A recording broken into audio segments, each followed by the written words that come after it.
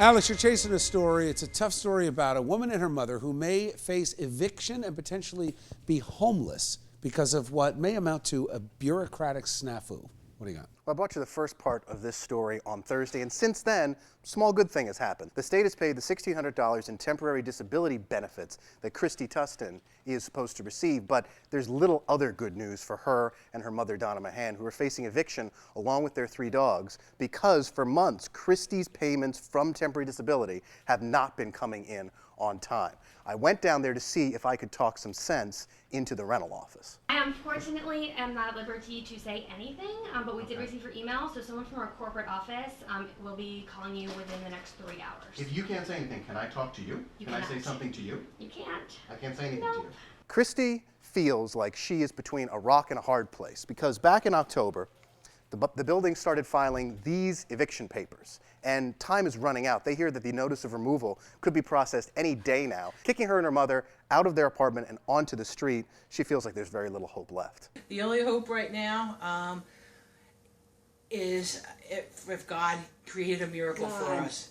Now, the reason behind all this was confirmed to us by the State Department of Labor and Workforce Development. They said in a statement that intermittent computer issues affected the timely payments of benefits for people across the state. That's how Kristi fell behind on her rent. She hasn't been able to work since August because she had major back surgery. And the state temporary disability program, which we all pay into through our paychecks, is meant to help people like her. People who can't return to work right away. Because of these payments that weren't coming in a timely fashion, she's had her car repoed and is now facing an eviction. And here is the last irony, Bill. Because of this situation, finding another apartment for her is a near impossibility because with an eviction on her record, no one wants to rent to her. This was a woman who was paying all her bills, didn't have much to save up, but was regularly paying her bills, paying for medicine to the dogs, which have a lot of health issues, and now she's facing time possibly out on the street and nowhere else to go because of this bureaucratic mix-up. So how long has she been late on her rent? This started in August. Her friends helped her pay for August and September's rent. She borrowed money and was able to pay them back. Right now, October, November, and December rent is outstanding.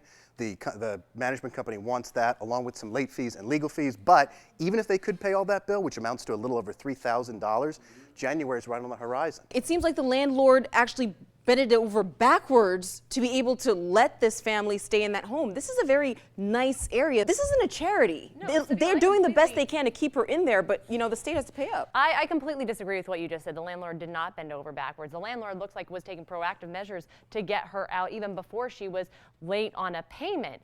Where is the humanity in this? I'm sorry, the humanity, if I don't pay my rent for 6 months, I'm out. No one's gonna be crying for me. Her rent was up, so that's the point. Yeah, if you didn't pay it for 6 months, then absolutely, Sabila, you should be kicked out. But that's not the case here. What can we do to help? The one thing that our viewers can do is, if we have any viewers in Camden County or Atlantic County who would be willing to rent to this mother, daughter, and their dogs, we want to hear from you. You want to hit me up on Twitter, Chasing Zidane, or on our Facebook page. Maybe we can find them a place to live.